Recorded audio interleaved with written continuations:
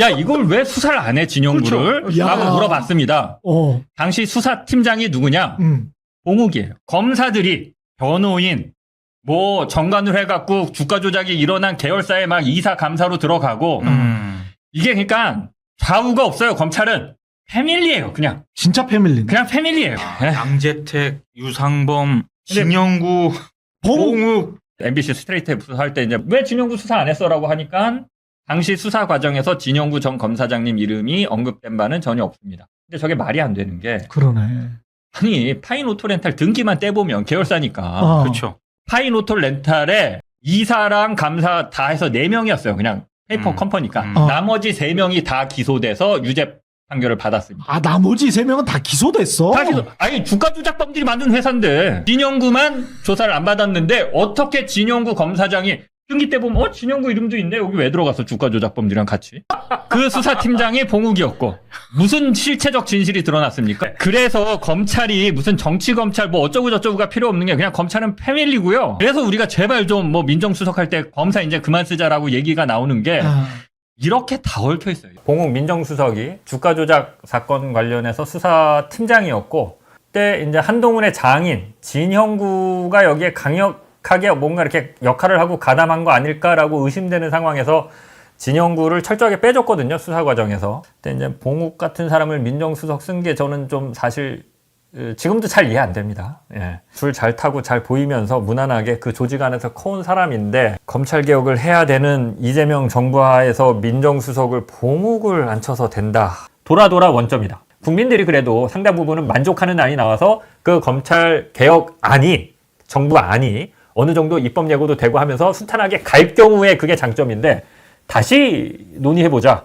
시간이 그렇게 많냐. 시간은 누구 편이다? 시간은 검찰과 언론의 편입니다. 지금 6개월이 넘게 지난 이 시점에 7개월 다 돼가는 시점에 돌아 뭔가 또 검찰 개혁을 원점에서 다시 논의해야 되는 거냐? 또 안 좋은 점은 이제 민주당 안에서 분열이 생긴다는 거죠.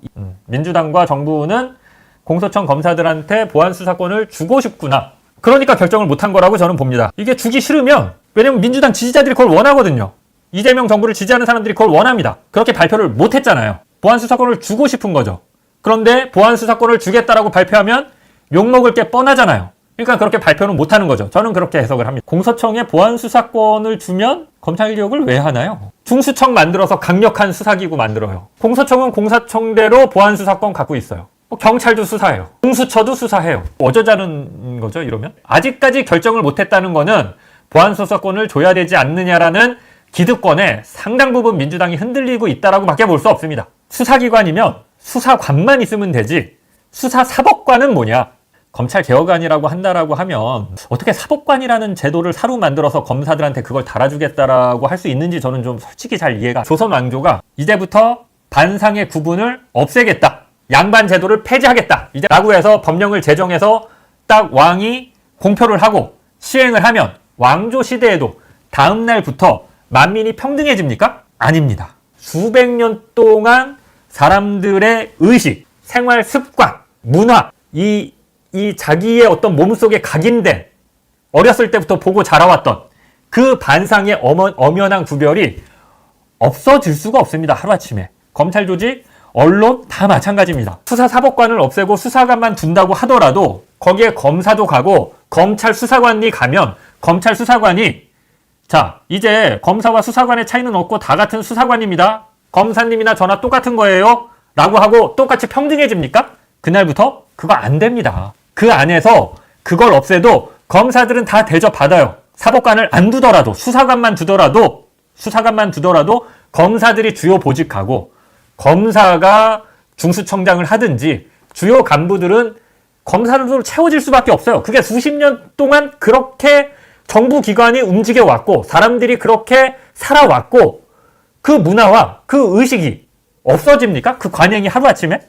안 없어집니다. 언론사에 1년만 먼저 들어와도요. 기자들이 서열이 있는데 기자들이 다 평기자입니다. 한 1년부터 10년차까지는 다 평기자예요. 근데 10년차 기자가 9년차 기자에 대해서 모든 권한을 다 갖습니다. 10년차 기자가 9년차 기자한테 지시하면 9년차 기자는 끽소리도 못하고 따르는 겁니다. 그게 그렇게 하라는 법령 조항이 없어요. 그 어느 언론사에도. 이게 그냥 언론사에서 수십 년 동안 내려온 관행입니다. 모든 기자들이 말로는 다 그렇게 얘기합니다. 야, 이거 봉건적이고 이런 기수문화 없애야 돼. 없어집니까? 없어져요? 모든 언론사에 그 기수문화가 아직도 뿌리 깊게 자리 잡고 있습니다. 저는 이렇게 봅니다. 정부가 욕먹을 결심하고 발표를 했다.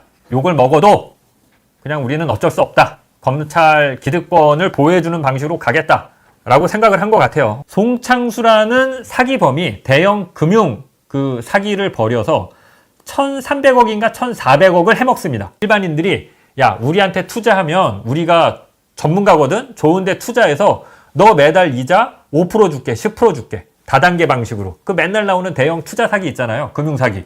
그거 해서 1,300억을 불과 몇 개월 만에 땡기네요. 사기범이죠. 그래서 1심에서 징역 4년이 나옵니다. 이것도 웃겨요. 1,300억을 땡겨서 사기를 쳤는데 징역 4년밖에 안 나와요. 어찌됐건 징역 4년이 나왔습니다. 1심에서. 왜 말이 안 되느냐? 송창수라는 사람은 금융사기로 이미 전과가 3번인가 4번이 전과가 있고 실형을 살았던 사람이에요. 근데 나와서 또 1,300억 원대 금융사기를 벌인 거예요. 최유정 변호사, 전직 판사죠? 이 사람을 50억 원 주고 수임을 합니다. 그랬더니 2심에서 집행유예가 나옵니다. 정관한테 50억 딱 쓰니까 1,300억 일반인들한테 그 피눈물 나는 돈, 노후 자금 이런 거 쫙 빨아들여서 1,300억을 해먹은 놈이 집행유예로 나옵니다. 2심에서. 송창수가 이렇게 얘기를 해요. 지금 변호사 일 진짜 잘 보는 거야. 최 부장이. 이게 이제 최유정 전 부장판사죠. 원래 집행유예 진짜 안 돼. 범죄자가 지가 집행유예 받고 자기 집행유예 받았다고 좋아서 지금 이렇게 얘기하고 있는 이 녹음 파일까지 있어요. 그러니까 송창수가 집행유예를 받고 기분이 좋아서 자기랑 그때 같이 깜빵에 있던 정은호 네이처 리퍼블릭 대표한테 최유정 변호사를 소개시켜 줍니다. 그러니까 정은호가 최유정을 50억 주고 선임합니다.